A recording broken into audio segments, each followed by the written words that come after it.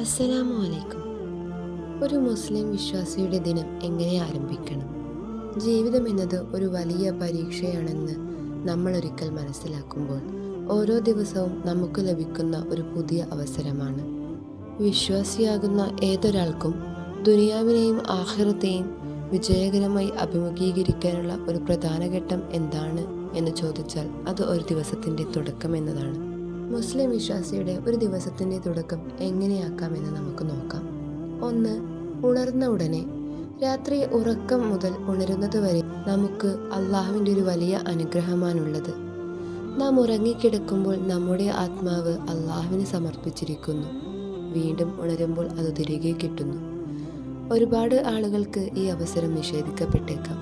അതുകൊണ്ടാണ് നബി സല്ലല്ലാഹു അലൈഹി വസല്ലം തങ്ങൾ നമ്മെ പഠിപ്പിച്ചത്, ആത്മാവിനെ മരണാവസ്ഥയിൽ പോലുള്ള ഉറക്കത്തിൽ നിന്ന് ഉണർത്തിയ അള്ളാഹുവിന് തന്നെയാണ് എല്ലാ സ്തുതിയും. അവൻ്റെ അടുക്കിലേക്ക് തന്നെയാണ് ഞങ്ങൾ മടങ്ങുന്നതും. ഈ ഒരു കാര്യം മനസ്സിലാക്കുമ്പോൾ തന്നെ നമുക്ക് ദിവസത്തിൻ്റെ തുടക്കം വളരെ സ്നേഹഭരിതമായും കരുണയോടെയും തുടങ്ങാൻ സാധിക്കും. 2. ഫജ്റിന് മുന്നേ എന്നതിൻ്റെ മുഖ്യമായ പ്രാധാന്യം. ഫജ്ർ സമയത്തിന് മുൻപുള്ള സമയം അത് വലിയ അനുഗ്രഹമുള്ള സമയമാണ്. ഖിയാമുൽ ലൈൽ, തഹജ്ജുദ്, ഇസ്തിഗ്ഫാർ, ദുആ ഇവ നമ്മുടെ ഹൃദയത്തെ ശുദ്ധമാക്കുന്നു. ഖുർആനിലൂടെ അല്ലാഹു തആല പറയുന്നുണ്ട്, അവർ പുലർച്ചെ സമയത്ത് ഇസ്തിഗ്ഫാർ ചെയ്യുന്നു.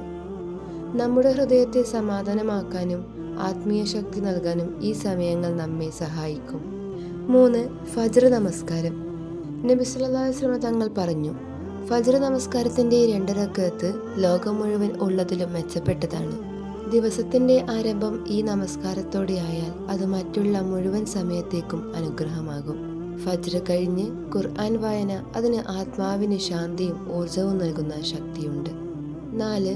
ദിവസം ആരംഭിക്കുന്ന മനോഭാവം.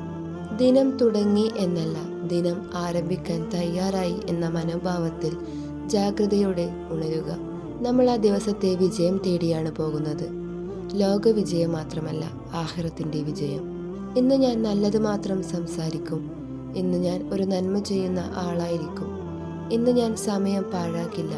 ഇവയൊക്കെ മനസ്സിൽ ഉറച്ച തീരുമാനമെടുക്കണം. 5. പ്ലാനിങ്ങും നിയ്യത്തും. ഇസ്ലാമിൽ നിയ്യത്തിന് അത്യന്തം പ്രാധാന്യമാണുള്ളത്. നമുക്ക് ഭക്ഷണം കഴിക്കുന്നതിനും ജോലി ചെയ്യുന്നതിനും പഠിക്കുന്നതിനും എന്നത് മാത്രമല്ല, എല്ലാത്തിനും പിന്നിൽ ഒരു ഉദ്ദേശം ഉണ്ട്.